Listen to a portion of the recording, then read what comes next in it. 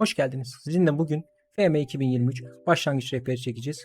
Bu yüzeysel olacak bu çektiğimiz rehber. Diğer rehberlerimizde daha ayrıntılı bir şekilde scouting nasıl yapılır, oyuncular nasıl değerlendirilir, taktik yapılırken nelere dikkat edilir gibi vesaire konulara diğer videolarımızda değineceğiz.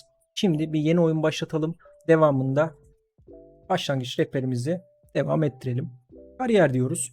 Buradan gelişmiş kuruluma basıyoruz. Evet arkadaşlar. Şimdi burada önemli hususlardan birisi var. Burada gördüğünüz gibi veri tabanları var. Bu veri tabanları ne işi? Bu veri tabanlarında küçük, orta, büyük ve gelişmiş olmak üzere 4 tane seçenek bulunuyor. Küçük veri tabanında, yani veri tabanının içeriği aslında şu oluyor. Oyuncuların miktarını açıklıyor bize. Küçük veri tabanında gördüğünüz üzere 26.450 miktarında, büyükte 32.350 var. Şimdi bunlar ne için seçilir? Hemen onu açıklayayım. Küçük veri tabanında oyun oynayacaksanız 1-2 kariyerlik, kısa kariyerlik veya işte transfer yapmadan yapabileceğiniz oyunları buradan yapabilirsiniz. Ortadan ve büyükten de aynı şekilde yapabilirsiniz. Ancak şurada benim size önerim kesinlikle gelişmiş oyun kurulumuna tıklayıp burada gördüğünüz gibi önümüze kıtalar çıkıyor. Afrika, Asya, Avrupa, Güney Amerika ve Kuzey Amerika olmak üzere. Bir kıtamız daha var. Okyanus kıtası var. Ancak orayı eklemiyoruz. Çünkü oradan ne adam gibi regen çıkıyor ne de fazla iyi oyuncu var. O yüzden oraya ekleyip de yalandan yere bilgisayarınızın hızını düşürmeye, oyun hızını düşürmeye gerek yok.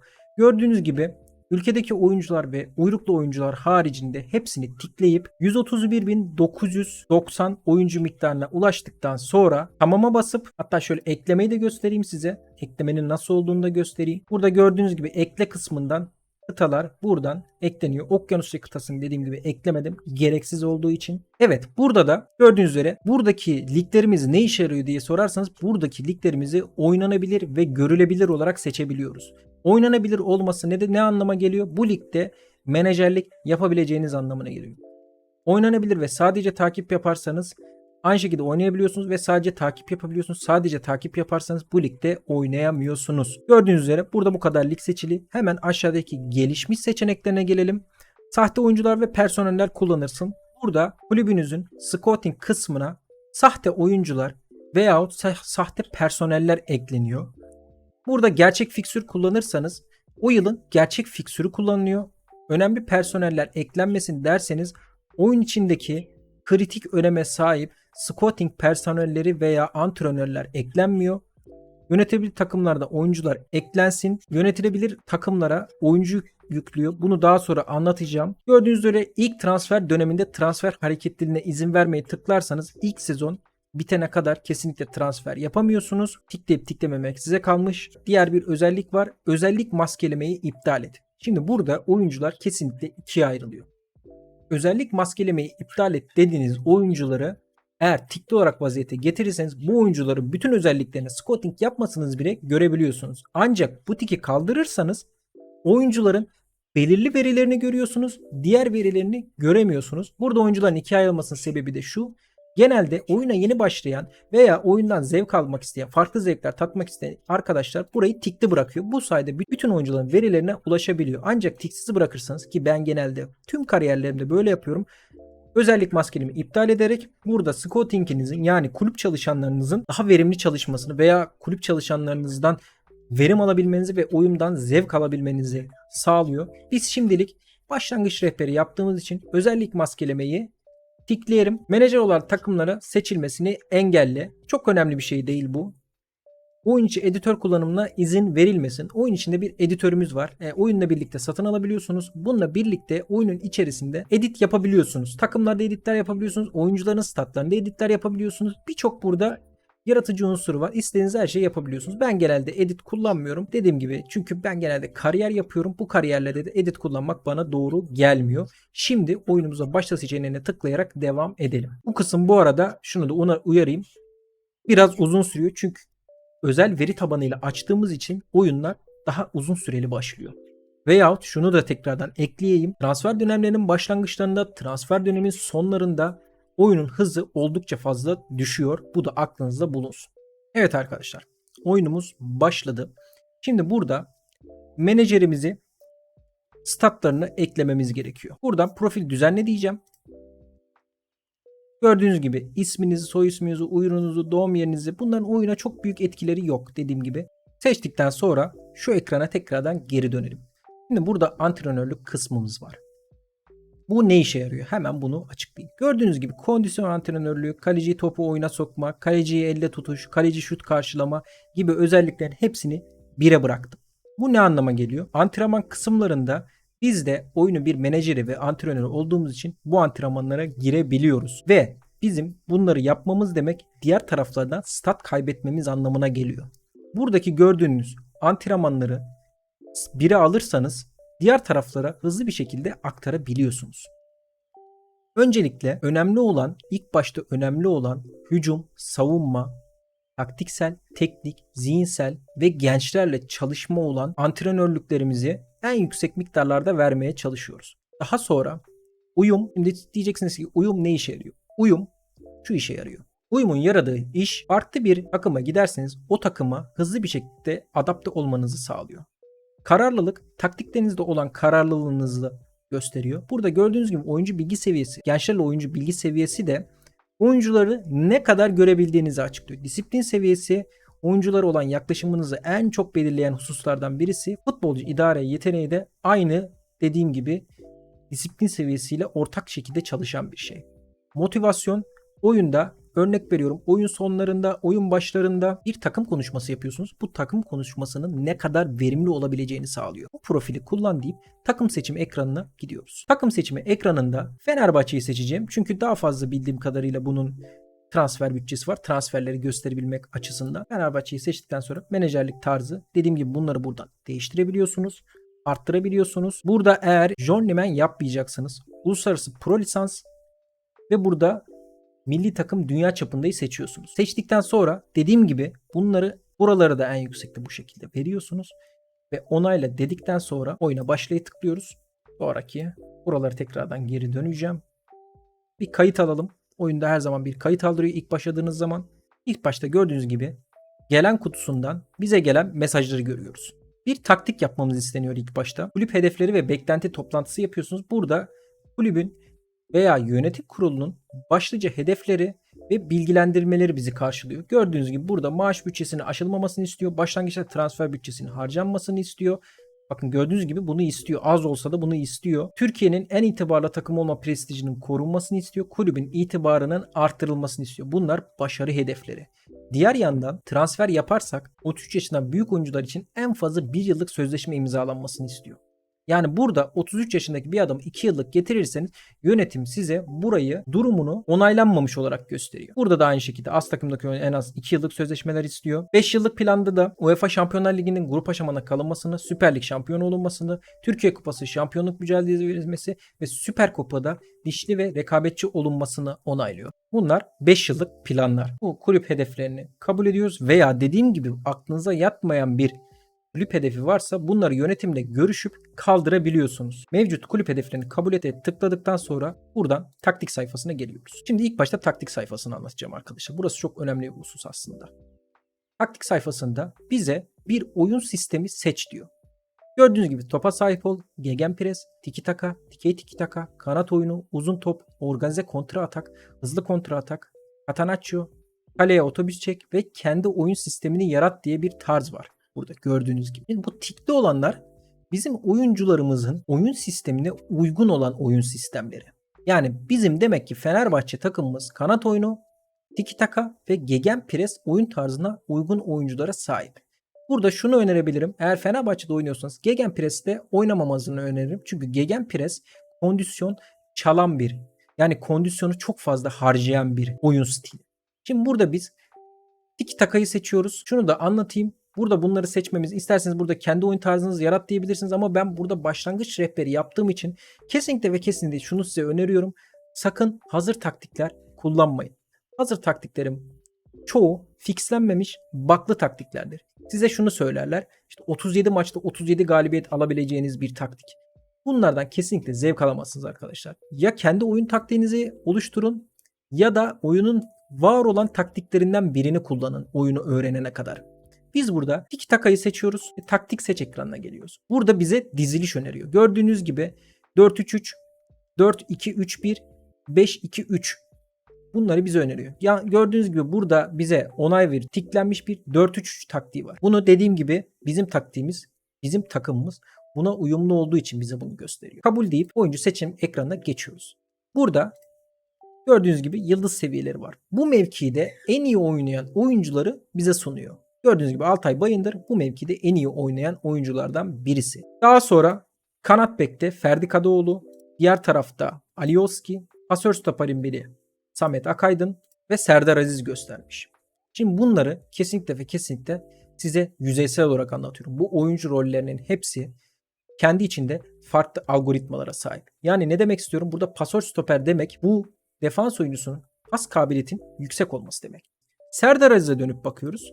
Evet, Serdar Aziz pasör stopere biraz daha uygun bir isim. Onun için ne yapıyoruz burada? Pasör stopere Serdar Aziz'i koyuyoruz. Burada Doka, Miguel Crespo, buraya ofansif oyun kurucuya Mert Yandaş, gezgin oyun kurucu mevkiine İrfancan Kahveci, kanatların sağ tarafında olan tarafa Diego Rossi, kanat forvete Joshua King ve yardımcı forvet olarak da Ener Valencia. Gördüğünüz gibi ilk başta kesinlikle oyuncu rollerine girmiyorum. Bu başka bir videonun konusu olacak. Bunları bütün oyuncu rollerini, yani burada görmüş olduğunuz ofansif oyun kurucu, gizli forvet, ofansif orta saha, 10 numara, savaşçı orta saha, iki yönlü, bunların hepsini farklı bir videoda daha ayrıntılı bir şekilde anlatacağım. Size sadece taktik yapmayı yüzeysel bir biçimde anlatıyorum. Gördüğünüz gibi burada oyun anlayışı aşırı savunma ağırlıklı, temkinli, dengeli, pozitif futbol, hücum ağırlıklı, aşırı hücum ağırlıklı. Bunlar ne anlama geliyor?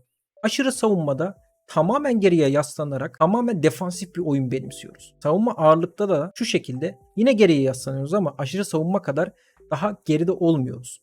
Biraz daha savunma ağırlıklı oluyoruz. Temkinli de kontra atak bekliyoruz aslında temkinli de. Temkinli de yaptığımız olay bu. Eski ismi de zaten kontra olarak geçer bunun. Daha önceki serilerde, şu anda temkinli olarak. Dengeli de hem savunma hem de saldırı anlamında ikisini de dengeli bir şekilde. Pozitif futbolda ileriye dönük futbol oynuyoruz. Hücum ağırlıklı da tamamen ileriye dönük. Aşırı hücum ağırlıklı da tamamen ileriye dönük bir top oynuyoruz. Burada benim size önereceğim dengeli futbol olabilir. Dengeli futbol yaparsanız oyunun gidişatına göre oyun içerisinde, maç içerisinde pozitif futbola, hücum ağırlıklıya veya aşırı hücum ağırlıklıya çekebilirsiniz. Ama bunu dediğim gibi bilinçli bir şekilde yapmanız gerekiyor. Örnek veriyorum, 45 dakika oynadınız, 0-0 gidiyor maç ve gol pozisyonu yaratamıyorsunuz. Mesela bu dakikadan sonra pozitif futbola geçebilirsiniz.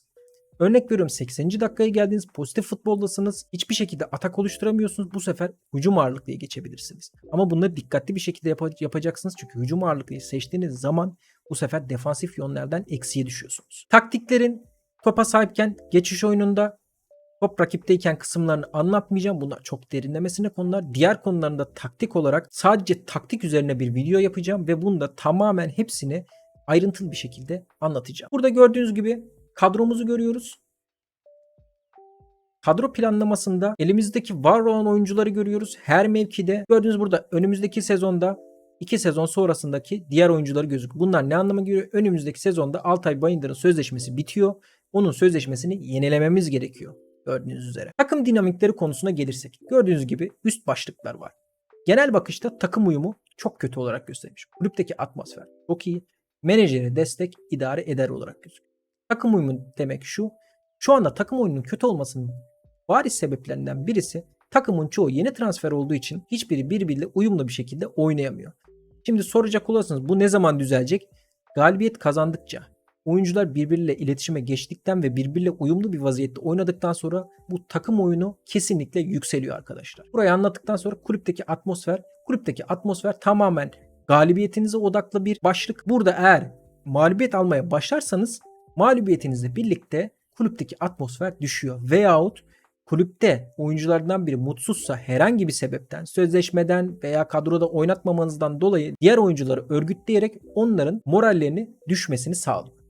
Menajere destek. Bu menajere destek dediğimiz bölüm ise sizin galibiyetinizde, yani takımdaki başarınıza müteakip artan bir yer.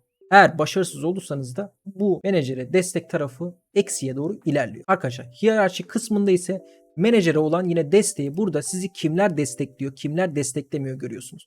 Şimdi burada İrfan Eğribayat beni desteklemiyor. Ve diğer takım üyelerinin hepsi bana karşı nötr. Çünkü oyuna yeni başladık. Örnek veriyorum, 2 yıl sonra bu kariyere baktığımızda burada çoğu oyuncu beni destekliyor olacak. Tabii galibiyet kazanırsak veya kulüpten kovulma işine gelmezsek. Burada gördüğünüz gibi arkadaş grupları var. Merkez arkadaş grubu, ikincil arkadaş grubu, ikincil arkadaş grubu B ve diğerleri. Bu konuları dediğim gibi şu anda yüzeysel olarak gösteriyorum. Daha sonra bunların ayrıntılarına gireceğiz. Mutluluk durumunda takımın mutluluk durumunu görüyoruz. Disiplin yönetmeliği, burada şu anda disiplin yönetmeliğimiz belirlenmediği için takımla konuşmada da burada gördüğünüz gibi takıma yeni girdiğimiz için takıma bir karşılama yapıyor takım bize. Biz de onlara bir karşılama yapıyoruz. Örnek veriyorum, şu anda vaatler konusunda konuşuyoruz. Fenerbahçe gibi bir kulüplerde Süper Lig'de başarılı olma konusu kesinlikle takıma bildirilmeli. Ama UEFA, şampiyonlar gibi şeylerde gruplara kalınma, playofflar geçilme gibi konulara değinirsek daha iyi olabilir. Şampiyonlar Ligi'nde şampiyonluk kazanma, çeyrek finale kalma, yarı finale kalma gibi seçenekleri seçersek bu durumda oyuncuların moralleri bozuluyor arkadaşlar. Burada bence biz şampiyon olabilecek kalitede bir takımız ve hedefimiz bu olmalı diyoruz. Gördüğünüz gibi memnun oluyorlar. UEFA Şampiyonlar Ligi'nde gruplara kalmayı hedefliyor olacağızı tıklıyoruz. Gördüğünüz gibi hiçbir şekilde nötr bir cevap verdiler. Yani ne olumlu ne olumsuz bir cevap verdi. Ben de bunu duymayı istiyordum. Tıklıyoruz. Ayrıca bu sezon Türkiye Kupası finallerine kalmayı hedefleyeceğiz diyoruz. Gördüğünüz gibi aynı şekilde nötr bir cevap verdiler. Yani kötü bir cevap da vermediler, iyi bir cevap da vermediler. Olumluya tıklıyoruz ve konuşmamızı bitiriyoruz. Dediğim gibi bu konu çok önemli. Eğer burada yapacağımız bir hata bizim takım uyumunda kötü etkilenmemizi, takımın mutluluk durumunda kötü etkilenmesini ve bize olan desteğini eksiye çekebilir. Veri merkezine geldiğimiz zaman burada maçlarda yaptığımız verilerin hepsini görebiliyoruz. Takım raporlarını, analiz raporlarını, oyuncu raporlarını, maç raporlarını, sonraki rakibin raporlarını, eksik noktalarınıza nasıl yüklenebileceğimizi, bunların hepsini görüyoruz. Kulüp çalışanları kısımlarında ise kulüpte çalışan scoutinglerimizi, antrenörlerimizi, sağlık personellerimizi, fizyoterapistlerimizi, spor bilimcilerimizi bize gösteriyor ve bunları istersek değiştirebiliyoruz. İstersek var olan kulüp çalışanlarımızla devam edebiliyoruz arkadaşlar. İlk sezon size önerim kesinlikle kulüp çalışanlarınızı değiştirmeyin. Çünkü kulüp çalışanlarınızla var olan sözleşmenizi iptal ettiğiniz zaman onlara bir para bedeli ödüyorsunuz. Bir sezon bekledikten sonra çoğu boşa çıkıyor. Bunlarla olan sözleşmelerinizi iptal edip kendinize yeni personel arayabilirsiniz. Bu kısmı da dediğim gibi scouting ve antrenör arama kısmında başka bir videoda daha detaylı bir kısımda açıklayacağım. Burada antrenman kısmına geliyorum arkadaşlar. Genel bakışta bize genel antrenmanımızı gösteriyor. Şimdi arkadaşlar şöyle bir konu var. Buradaki gördüğünüz antrenmanların çoğu 2017 yani FM 2017'den beri bozulmuş durumda.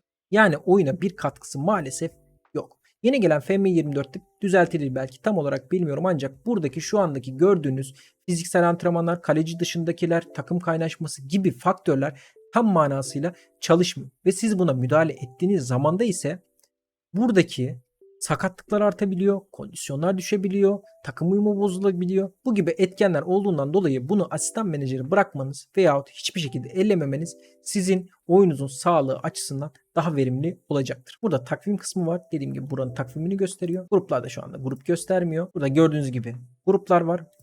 Burada mentörlük kısmı var. Buraları diğer videolarda açıklayacağım. Şu anda açıklamıyorum. Burada gördüğünüz gibi bireysel antrenmanlar var. Bunlar genç oyuncular veya var olan oyuncuların statlarını geliştirmek veya korumak için çok önemli unsurlardan birisi. Burayı da daha sonra çok daha detaylamasını anlatacağım. Şu anda sadece bu kısmı size gösteriyorum. Burada istediğiniz antrenmanları oyunculara verebilirsiniz. Var olan yorgun oyuncuları dinlendirmeye alabiliyorsunuz. Burada da antrenörlerinizin antrenman planlarını görüyorsunuz. Sağlık merkezine de gelirsek oyuncuların bize risk değerlendirmelerini gösteriyor. Yani sakatlığa ne kadar meyilliler, şu anda sakatlık için ne kadar risk durumu altındalar, bu gibi raporları bize sunuyor arkadaşlar. İlk süre geldiğimizde ise oynayacağımız maçları bize gösteriyor. Lig kupada ise bizim şu anda mücadele ettiğimiz turnuvaları gösteriyor arkadaşlar. Süper Lig'de varız, Şampiyonlar Ligi'nde varız, Süper Kupa'da varız ve Türkiye Kupası'nda varız gördüğünüz gibi. Gözlemcilik kısmına gelelim arkadaşlar. Burada bir genel bakış var. Burada bu genel bakışta bize gözlemlenen oyuncuları ve scoutinglerimizin verilerini bize gönderiyor. Şu anda yeni bir kariyer açtığımız için hiçbir scouting yok gördüğünüz gibi. Gözlemcilik merkezine gelirsek burada da bize üst tarafta transfer döneminin açık olduğunu, transfer odağının sıfır olduğunu, bunları size bir dahaki videolarımda kesinlikle göstereceğim. Burada izleme ağını gösteriyor bize. Gördüğünüz gibi Dünya, Avrupa, Güney Avrupa Türkiye ve ilgili ligler olarak açıklıyor. Bunu da diğer videolarında kesinlikle açıklayacağım. Şu anda yüzeysel olarak geçiyorum. Gözlemcilik bütçesi, transfer bütçesi, şu anda elimizde var olan transfer bütçesi ve maaş bütçesi. Gördüğünüz gibi şu anda 33 milyonluk bir transfer bütçemiz var ve maaş bütçemiz 0. Bunu ne yapıyoruz arkadaşlar? Maaş bütçemize maaş ekliyoruz. Yani maaş bütçemize transfer bütçesinden bütçe ekletiyoruz. Bunu aldığımız oyunculara göre eksiltip veya arttırabiliriz. Bu kısımdan ise var olan oyuncuları görebiliyoruz arkadaşlar. Bize önerilen oyuncular olmadığı için şu an göremiyoruz. Yani scouting yapıldıktan sonra bize oyuncu gösteriyor. Şu oyuncular A plus'lık oyuncu, şu oyuncular B plus'lık oyuncu, şu oyuncular D plus'lık oyuncu diye bize oyuncu raporlu sunuyorlar. Veyahut bizim oyuncuya tıklayıp da görebilme şansımız da var. Gördüğünüz gibi kendiniz oyuncuları değerlendirebilirsiniz. Örnek veriyorum, size bir kanat oyuncusu lazımsa kanat oyuncusunun önemli özelliklerini size burada gösteriyor. Buradan bakarak oyuncu seçebilirsiniz. Diğer bir önemli husussa burada gördüğünüz gibi şu anda transfer seçilmiş durumda. Burada tereddütlü, emin değil, biraz ilgili, çok ilgili, aşırı ilgili gibi durumlar var. Bu durumları tereddütlüye getirirseniz daha iyi olur. Siz de görüşmek isteyen oyuncu sayısını daha çok arttırmış olursunuz. Gördüğünüz gibi zaten şu anda oyuncular yüklendi. Mesela bir transfer yapmaya çalışalım. Bizim fiyatımıza uygun bir oyuncu seçelim ilk önce. Size bir transfer yapmayı da göstereyim. Örnek veriyorum. Marlon. Marlon'a bakıyoruz. Güzel bir stoper. Yerinde, gayet iyi. İlk önce temsilcisiyle detayları görüş diyoruz. İlgilendiğimizi belli ediyoruz. Bize 13 milyon euro ile 20 milyon euro arasında bir bonservisi, 216 bin ile 293 bin aylığa oynayacağı bir maaş talebinde bulunuyor. Ve burada gördüğünüz gibi önümüzdeki sezon bir kupa şampiyonu olunması ve takımda en önemli oyunculardan biri olarak kabul edilmeyi ve mümkün olabildiğince oynatılmayı bekleyecek ibaresine sahip oluyor. Burada hem fikir oluyoruz ve görüşmeyi bitiriyoruz. Daha sonra transfere geçiyoruz. Şimdi gördüğünüz gibi 13 milyonla 20 milyon euro arasında bir değeri varmış bu arkadaşın. Teklif yap deyip ilk önce her oyuncu alırken bunu yapacaksınız arkadaşlar. Oyuncu satılırsa kardan alınacak yüz değil. Kaldır ve pazarlıktan çıkart diyoruz. Sonraki satış bedelinden alınacak payı da kaldır ve pazarlıktan çıkart diyoruz. Şimdi elimizdeki cash miktarı, yani nakit parayı tam manasıyla vermemek için 7,5 milyon artı taksitler olacak şekilde 12 aylık 3 taksit olacak şekilde bir 7,5 milyon daha veriyoruz ve şartları öner diyoruz.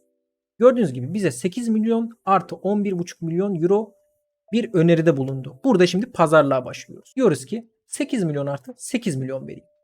Öneriyoruz. Ne dedi? Belirli sayıya ligden çıktıktan sonra sonraki ödemeyi 3,2 milyon olarak belirledi. Burada bunu kaldır ve pazarlıktan çıkar diyoruz. Buraya belirli sayıda milli maçta çıktıktan sonraki ödeme 20 maç olarak 3,2 milyon giriyoruz arkadaşlar. Bildiğiniz üzere milli maçlar çok sık yapılmadığı için 20 maça ulaşması için uzun bir süre geçmesi gerekiyor.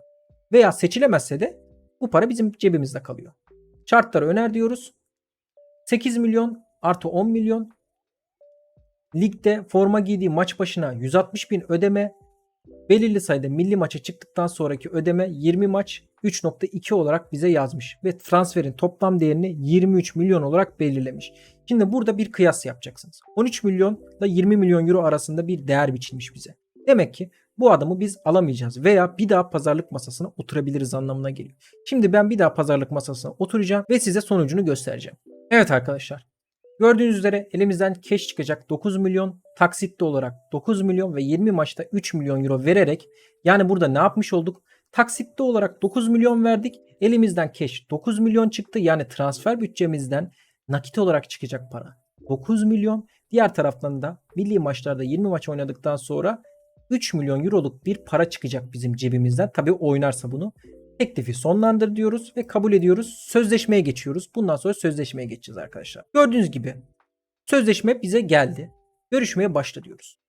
Bize burada verilen sözleri gösteriyor. Forma süresinde önemli oyuncu, bir sonraki transfer döneminde kulübün uzun vadeli hedeflerinde gelişme elde edilmesini göstermek istiyor diyormuş bizde. Bunu kaldırırsak ve pazarlıktan çıkartırsak çok daha iyi olur. Eğer bunu başaramazsak bu oyuncu bizde olan iletişimini kesip transfer listesine koyulmak isteyebilir arkadaşlar. Bunu kaldırıp ve pazarlıktan çıkartıyoruz. Vaatleri öneriyoruz. Şimdi burada bizden maaş talebinde bulunuyor. Satış bedelinden pay istemiş arkadaşlar. Bunu kesinlikle kaldırıp ve pazarlıktan çıkartıyoruz. Aylık bizden 296 bin euro istemiş. Bunu olabildiğince düşürmeye çalışacağız arkadaşlar. Bonuslarla veya bonussuz olarak ilk önce prim ekleyelim arkadaşlar.